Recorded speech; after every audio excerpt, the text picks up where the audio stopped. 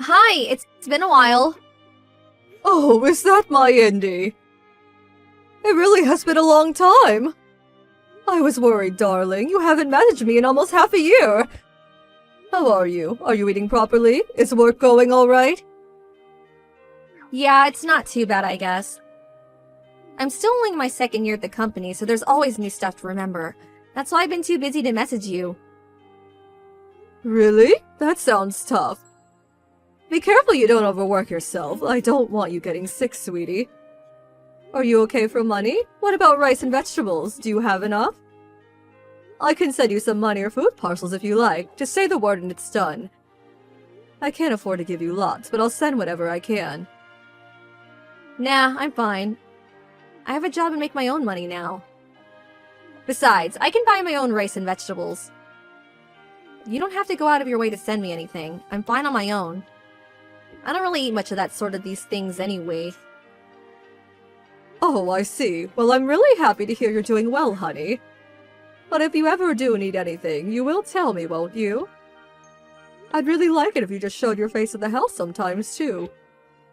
Even if it's just for Christmas and birthdays. I miss you, you know? Listen, Mom, I have something more important to talk about. Do you mind if we change the subject? Oh, of course. Look at me getting all overexcited not letting you get a word in edgeways. Of course, honey. Go ahead. What is it? Well, it's like this. I'm getting married. What? Married? Yeah, to my boyfriend. We met at a work party. That was a year ago, though. We've been dating ever since. I never told you about him. Wow, Indy! I can't believe it! I'm so happy for you. I can't tell you how much this means to me. I'll admit I'm a little surprised, but let me assure you, I'll be celebrating for you tonight with a glass of red. The wedding's planned for 6 months from now, but the thing is, I don't want you to come. What? My fiancé's the son of a very rich man who runs a major company. He's intelligent, has a great personality, is good at his job. He's just amazing. I couldn't ask for more. His parents, too. They're kind, always look smart and well-dressed, are stinking rich, and are just all-around wonderful people. I'd be so ashamed to admit to such a decent, respectable people that I was raised in a single-mother household. To tell you the truth, just the thought of them finding out makes me feel sick. That's why I told them I have no parents, and don't know a single one of my relatives. Indy, why are you saying these things? Why would you do that? Oh my god. I've always hated you. You're scruffy and unkempt. You have no fashion sense.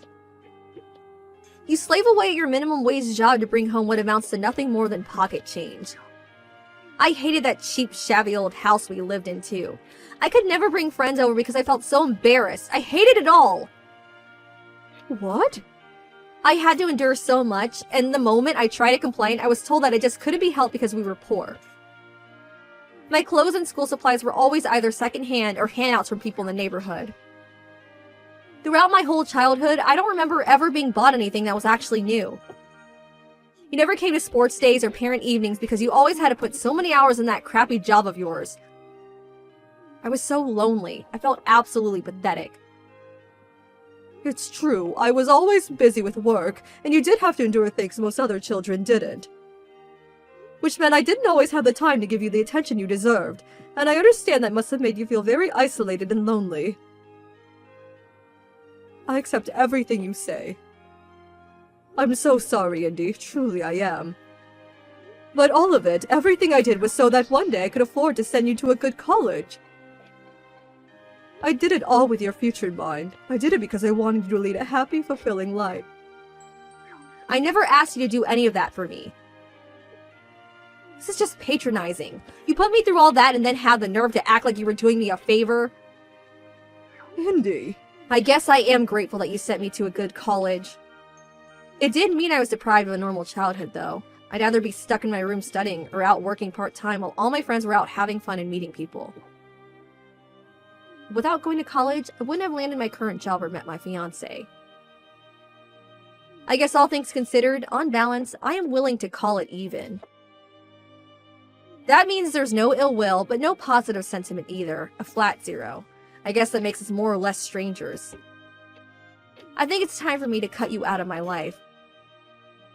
Cut me out of your life? Why?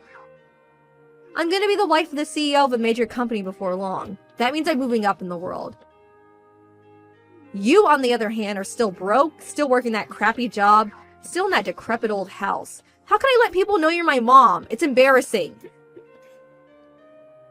Me and you are a mismatch. Socially, financially, we just don't mesh. You get me?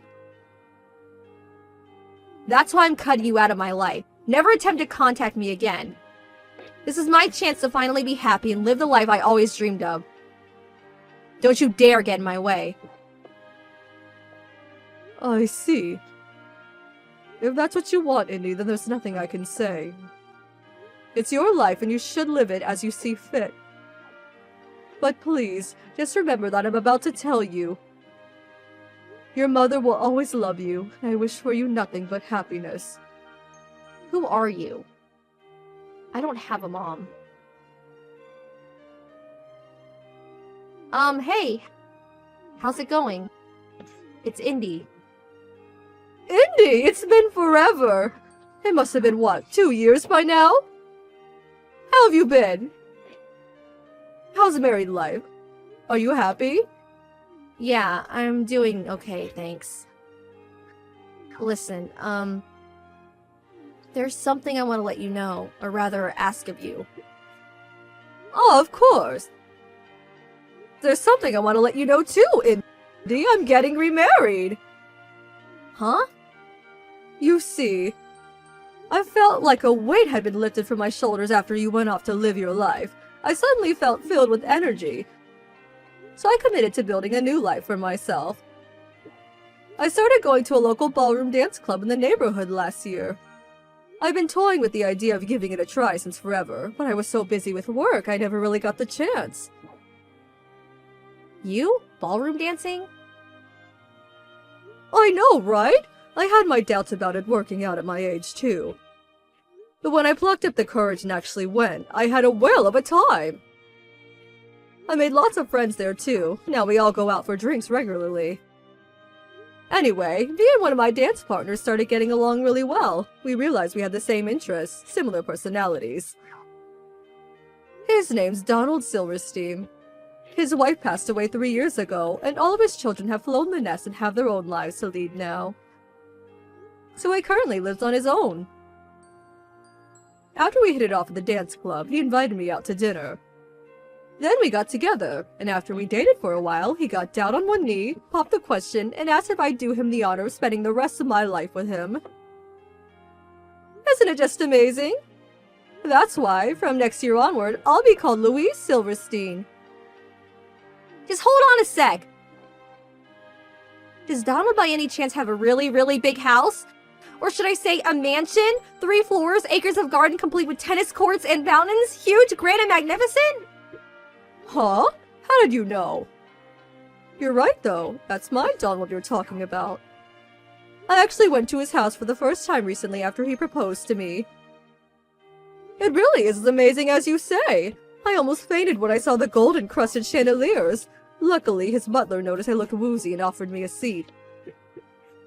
His daughter was one of my classmates. Abigail Silverstein was her name. She tried to keep it on the down low, but everyone knew her dad was filthy rich. Word around school was he was a billionaire. If I had to guess, I'd say it's probably true. But I'm not marrying Donald for his money. It was his kindness and loyalty that I fell for. Neither of us are exactly spring chickens anymore, and we decided not to go into the trouble of having a wedding. But Donald will be holding a big dinner at his place. All of his kids will be there, so I get to meet everyone while we all celebrate the occasion with some food and drinks. Really? Actually, this is perfect.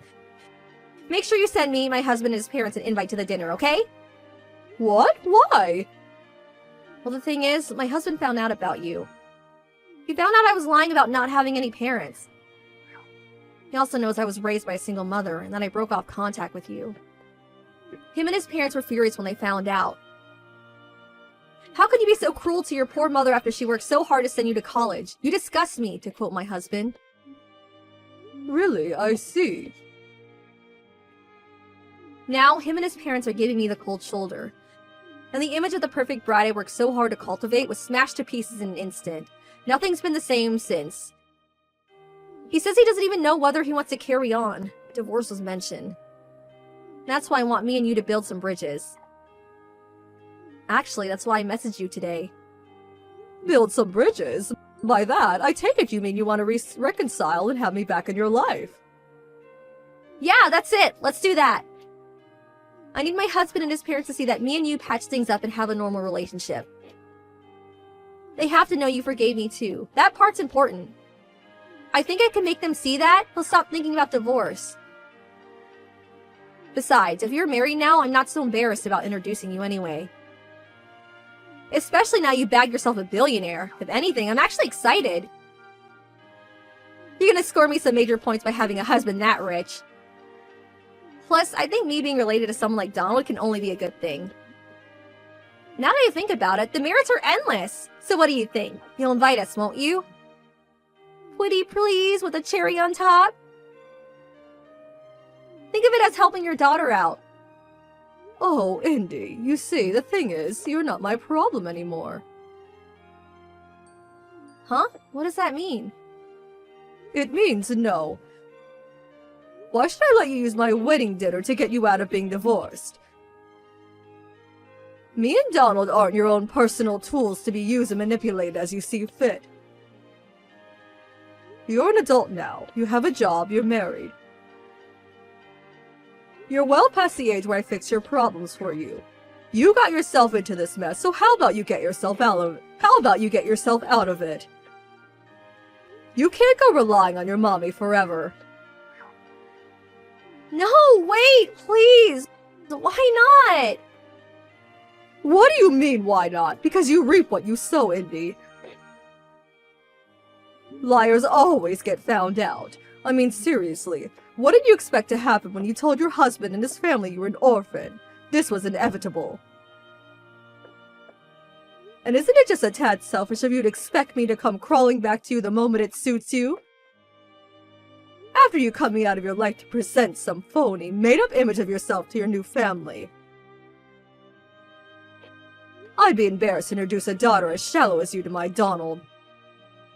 Oh my god! If you don't invite us, he might divorce me. All you have to do is let us show our faces for a few minutes. We'll leave after you meet him and his parents, I swear. Didn't you say you wish for nothing but happiness for me? It's true, I certainly did say that, and it's still true. But it's ultimately just that, a wish. I never once said I'd have anything to do with you again. Happiness is something you have to obtain on your own. Oh my god, come on, I'm begging you here. Do you have any idea how much trouble I'll be in if he divorces me? How hard I worked to get to where I am today? I finally managed to marry into money after all these years. This can't be how it ends, it can't! Mom, please, I'm begging you! Who are you again? I'm terribly sorry, but I forgot. What are you talking about, Mom? We were talking normally until just now. Mom! Mom? Oh, that's strange. I don't have a daughter. She showed no sign of giving up, so I had no choice but to block her in the end. I sold the house to move in with Donald, and with that, the cutting of ties was complete. After that, I got a message from Indy's husband. It said, "Please forgive me and my family for our rudeness. We would have contacted you immediately had we known about you." I thought it was a nice apology. Indy's relationship fell apart over the whole lying about being an orphan thing. Eventually, just as she feared, her husband divorced her. He kicked her out in the streets, and she had no choice but to move into the cheap old apartment she stayed back in college. Her standard of living was suddenly in the gutter, and with her life crashing and burning before her eyes, she was forced into long hours of overtime to keep up with the rent and student loan repayments. I also apologized to her ex-husband for the stress and inconvenience my daughter had caused him and his family. Since then, I haven't had contact with Indy, or anyone involved with Later. A year later, me and Donald tied the knot. He and his kids are just darlings who are so very kind to me. I'm the happiest I've ever been in my life, and I'm filled with optimism for the future.